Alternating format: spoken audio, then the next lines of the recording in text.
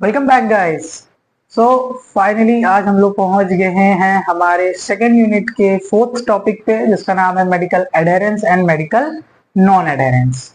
अब simple terms में बात करते हैं, जैसे हम लोग बात करते हैं पहले कॉन्सेप्ट फिर टॉपिक पे चलते हैं कि इस पूरे टॉपिक का मेन कॉन्सेप्ट क्या है जो हमें याद रखना है, जो हमें याद रखकर एग्जाम में लिखना है। बाकी थियरी तो लोग पढ़ेंगे, कॉन्सेप्ट की बात समझो।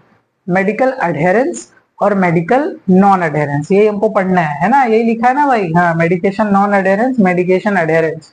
अब देखो एकदम सिंपल सा कॉन्सेप्ट क्या है। तुम फार्मासिस्ट हो, ठीक, तुमने मेडिसिन दिया, किसको? पेशेंट को मेडिसिन दिया।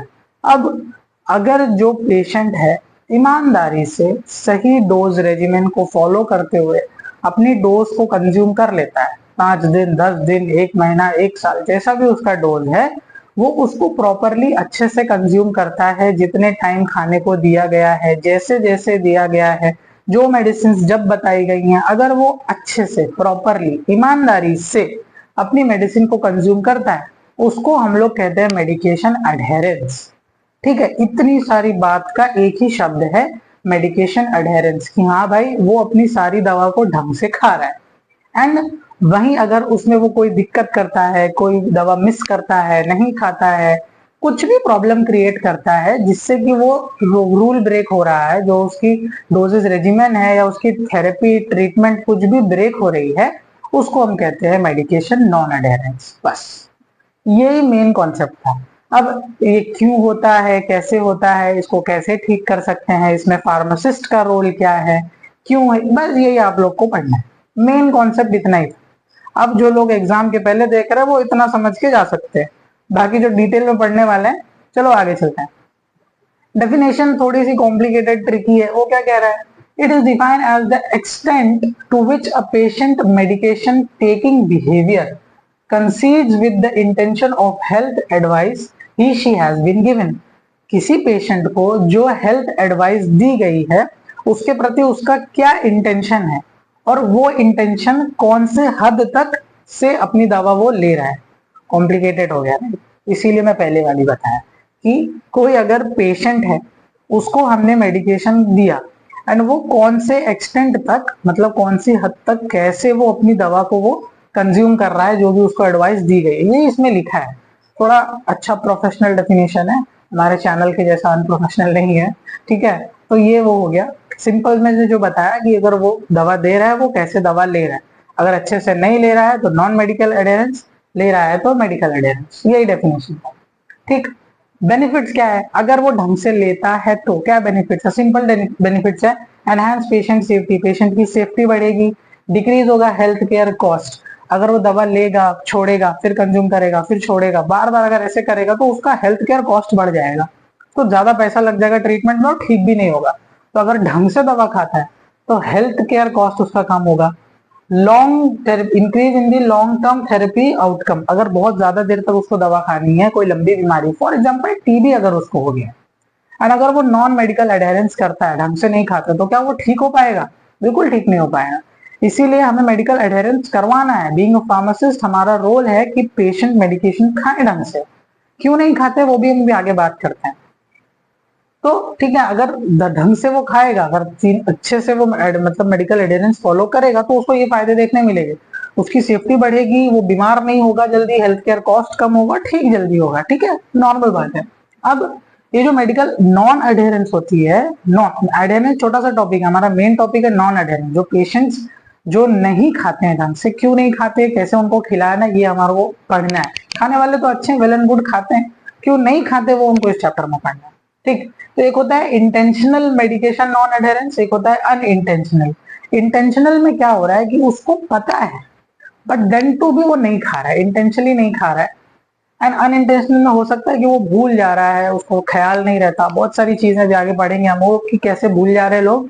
और इंटेंशनल में जैसे उसको थेरेपी पे भरोसा नहीं है, बहुत ज्यादा महंगी दवा, उसको बिलीफ नहीं है कि हाँ मैं ठीक होऊंगा, तो वो इंटेंशनल में आता है, जानबूझ के नहीं खाता, मुझे नहीं खानी दवा। एंड अनइंटेंशनल में वो भूल जा रहा है, समथिंग कोई रीजन की वजह से वो भूल जा रहा है।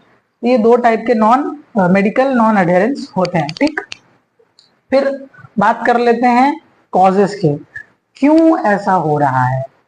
क्यों, क्या कारण क्या है कि पेशेंट जो है वो दवा टाइम पे नहीं ले रहे हैं या अपनी मेडिकेशन में एरर कर रहे हैं। पहला है इनवॉलेंटरी फॉरगेटफुलनेस।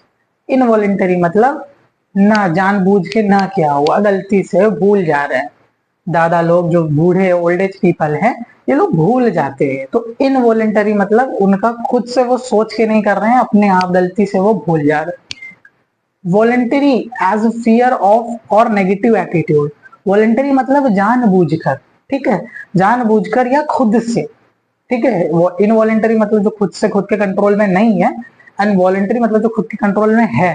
तो खुद के कंट्रोल से वो मतलब दवा नहीं खा रहे हैं, क्यों, उनको डर है या तो नेगेटिव एटीट्यूड है।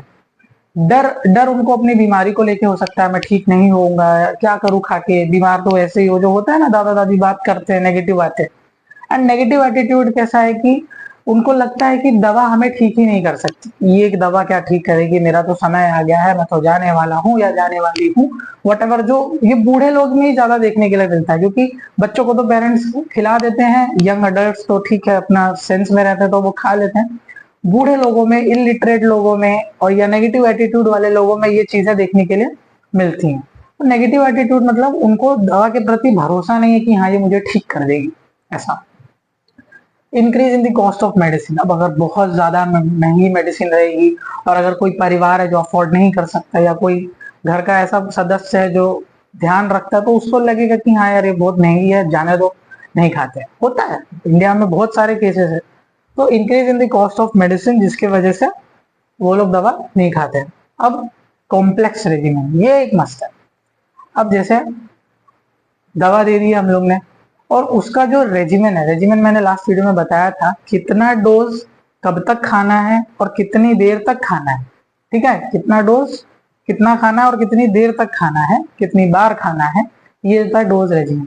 अगर आप एकदम कॉम्प्लेक्स कर दोगे, अगर जो बूढ़े दादा दादी हैं उनको एकदम कॉम्प्लेक्स रेजिमेन बता दोगे कि इसको सुबह खाली पेट खाना है, देन इसको ये खाना है, इस दवा से पहले ये वाली खानी है, फिर शाम को ये वाली खानी, हमें समझ में आता है, उनको समझ में नहीं आता, वो कंफ्यूज हो सकते हैं कि कौन सी दवा कब खानी थी, है ना, कंफ्यूज होकर वो भूल सकते हैं।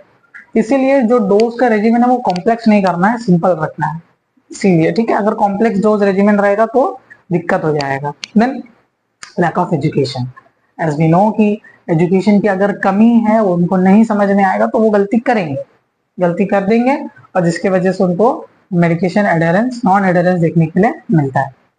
माइक चालू है ना, हाँ, मुझे डर लगा रहता है। एक दिन मैं पढ़ाते पढ़ाते आधा लेक्चर बोल दिया, देन पता चला कि माइक ही बंद, इसीलिए मैं चेक करते रहता हूँ। Then busy schedule, busy schedule क्या कह रहा है, बिजी रहते हो ना दिन भर, वही बिजी स्केड्यूल कि पूरा दिन बिजी चल रहा है और फिर लास्ट में भूल गए दवा खाना, तो ये नॉर्मल सा एडेरेंस देखने के लिए मिलता है, ये यंग अडल्ट में देखने मिलता है, दादा दादियों में नहीं देखने मिलता है। इतना बिजी है, सुबह सुबह हड़बड़ाहट में उठे, भागे जॉब के लिए, वो सुबह वाली भूल गए, ऑफिस में काम कर रहे थे तो दोपहर वाली भूल गए, रात में आए तो बस रात वाली आ जाती है, तो जिसका बिजी शेड्यूल रहता है वो ऑब्वियसली भूल जाता है। पुअर पेशेंट फिजिशियन रिलेशन, ये भी सही है। अगर डॉक्टर के साथ पेशेंट का अच्छा रिलेशन नहीं है, डॉक्टर अगर अच्छे से उनको नहीं समझा रहे हैं कि आपको कौन सी दवा खानी है, कैसे खानी है, तो भी आदमी भूल जाता है ना। Patient perception towards the disease severity. अब जो पेशेंट जो बीमार है उसका परसेप्शन क्या है उसकी बीमारी के टुवर्ड्स, अगर वो बहुत कैजुअल लेके बैठा है कि हाँ कुछ नहीं होगा, मैं ठीक हो जाऊंगा, कोई दिक्कत नहीं है, कोई प्रॉब्लम नहीं है, तो ये अगर जो जिसके अंदर आ जाता है परसेप्शन, फिर वो ठीक नहीं हो पाएगा, उसको फिर दवा पे भरोसा नहीं रहेगा, उसको लगेगा कि क्या दिक्कत है भाई, मुझे कुछ नहीं हुआ है, कोई बड़ी बीमारी नहीं है, मैं नहीं खाऊंगा तो भी ठीक हो जाऊंगा। तो फिर यहीं पे नॉन अडेरेंस आता है, जिसकी वजह से ये बेनिफिट्स का उल्टा होएगा। क्या हो सकता है कि सेफ्टी कॉम्प्रोमाइज होगी, हेल्थ केयर कॉस्ट बढ़ेगा, लॉन्ग रन में वो बीमार हो जाएगा। देन लो लिटरेसी रेट, ये तो एजुकेशन वाले पॉइंट से ही मिलता है कि हमारे यहाँ थोड़ा सा लो है लिटरेसी रेट, 75-73% है, शायद बढ़ा हो, तो जिसकी वजह से थोड़ी बहुत प्रॉब्लम आती है, लोग सीरियस नहीं लेते हैं, जो बूढ़े लोग हैं। यंग अडल्ट तो लेते हैं, हम लोग भी लेते हैं, अडल्ट भी लेते हैं, बट ये प्रॉब्लम देखने के लिए हमें। तो फार्मासिस्ट अब लग जाओ अपने काम पे। काम तुम्हारा ये है कि अब तुमको ये सोचना है कि मैं एज अ फार्मासिस्ट ऐसा क्या कर सकता हूं हमारे पेशेंट के लिए, या उनको कैसे बताऊं कि वो अपने ड्रग्स को प्रॉपर टाइम पे लें, पीछे बोर्ड पे मत देखो, एंड जस्ट थोड़ा सा वीडियो पॉज करो, फोन की डिस्प्ले बंद करो या कुछ भी, एंड सोचो कि क्या करूंगा मैं ऐसा एज अ फार्मासिस्ट, या हम क्या क्या कर सकते हैं एक पेशेंट को बताने के लिए ताकि वो डोज अपनी ड्रग मिस ना करे। नॉर्मली सोचो एंड देन फिर से अपन शुरू करते हैं। आई होप अब तो सोच लिए होगे, पॉज करके, नहीं किए हो तो करो, चीटिंग मत करो। तो हम सोच रहा हूँ कि अब कर लिए होगे, ठीक है। अब डिस्कस करते हैं। देखो, रोल ऑफ फार्मासिस्ट क्या है कि हमको उनको अच्छे से बता देना है, जो जो प्रॉब्लम्स वो फेस कर रहे थे पीछे, उन्हीं को हम लोग क्या करेंगे, उसको सॉल्व करेंगे। पहला क्या है, वर्बल एंड रिटन एजुकेशन आप दे सकते हो, ठीक है। उनको अच्छे से मुंह से बता दो, एक्सप्लेन कर दो, या लिख के दे दो। अगर उनको कुछ लिख के लगता है देने लायक है तो आप उनको लिख के दे दो कि वो भूले ना, उनको जो जो चीजें खानी है, जैसे खानी है, वो खा सके। देन डेमोन्स्ट्रेट करके बता दो।